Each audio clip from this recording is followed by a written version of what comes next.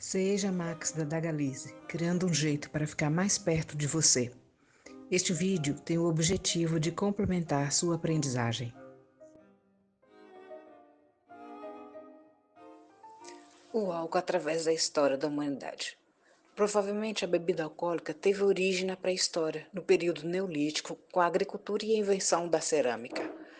Com o processo de fermentação natural ocorrido há aproximadamente 10 mil anos, o ser humano passou a consumir e a utilizar o álcool de forma variada. No Antigo Testamento da Bíblia, Gênesis 9, 21, Noé, após o dilúvio, plantou vinha e fez o vinho. Embriagou-se, gritou, tirou a roupa e desmaiou. Seu filho Cã o encontrou, tendo à amostra as suas vergonhas. Sendo o primeiro relato conhecido de um caso de embriaguez, Michelangelo, famoso pintor renascentista, pintou um belíssimo afresco no teto da Capela Sistina, no Vaticano, desse episódio. O solo e o clima na Grécia e em Roma eram ricos para o cultivo da uva e produção do vinho. Ambos conheciam a fermentação do mel e da cevada, e o vinho era a bebida mais difundida, tendo importância social, religiosa e medicamentosa nos dois impérios. Na Grécia Antiga, o dramaturgo grego Eurípides menciona nas Bacantes suas divindades de primeira grandeza para os humanos. Deméter, a deusa da agricultura, fornece os alimentos sólidos para nutrir os humanos, e Dionísio, deus do vinho e da festa, Baco para os romanos. O vinho participa ativamente das celebrações sociais e religiosas greco-romanas. O abuso e a embriaguez de álcool já eram questionadas e censuradas pelos dois povos. O álcool no Egito tinha dupla função. Deixaram documentado nos papiros as etapas de fabricação, produção e comercialização da cerveja e do vinho. Acreditavam que as bebidas fermentadas eliminavam germes e parasitas e usavam a bebida como medicamentos na luta contra os parasitas provenientes das águas do Nilo. Já na Idade Média, houve crescimento da comercialização do vinho e da cerveja nesse período e de sua regulamentação. A intoxicação alcoólica, bebedeira, além de ser condenada pela Igreja, passa a ser pecado por esta instituição. Na Renascença, começa a fiscalização de cabarés e tabernas e são estipulados horários de funcionamento desses locais, que são considerados locais onde as pessoas se manifestavam livremente, tendo no álcool o motivador dos debates políticos que vão desencadear futuramente na Revolução Francesa.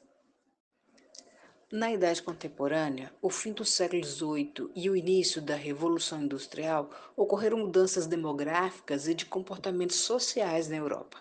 Neste período, o uso excessivo de bebida passa a ser visto como uma doença ou desordem. Estudiosos passam a tecer considerações sobre as diferenças entre as bebidas destiladas e as bebidas fermentadas, em especial o vinho.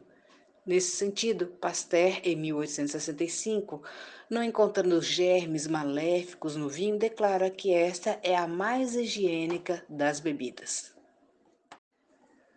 No século XX, França e outros países estabelecem a maioridade de 18 anos para o consumo de álcool, e em janeiro de 1920 os Estados Unidos decreta a Lei Seca, que durou quase 12 anos. A Lei Seca proibiu a fabricação, venda, troca, transporte, importação, exportação, distribuição, posse e consumo de bebida alcoólica, e foi um desastre para a saúde pública e a economia americana. Foi no ano de 1952, com a primeira edição do DSM-1, Manual Diagnóstico de Estatísticos de Transtornos Mentais, em português, que o alcoolismo passou a ser tratado como doença. Em 1967, o conceito de doença do alcoolismo passou a fazer parte da Organização Mundial da Saúde, a Classificação Internacional das Doenças, o CID-8, a partir da 8ª Conferência Mundial de Saúde. No CID-8, os problemas relacionados ao uso do álcool foram divididos em 3 categorias: dependência, episódios de beber excessivo, abuso e beber excessivo habitual. A dependência do álcool foi caracterizada pelo uso compulsivo de bebidas alcoólicas e pela manifestação de sintomas de abstinência após a interrupção do uso do álcool. A CID determina a classificação e codificação das doenças e uma ampla variedade de sinais. Ela é publicada pela Organização Mundial de Saúde, OMS, e é revista periodicamente. Encontra-se na sua 11ª edição, lançada em 18 de junho de 2018. Deve entrar em vigor em 1º de janeiro de 2022, portanto, ainda vigora a CID-10. Então, beba com moderação.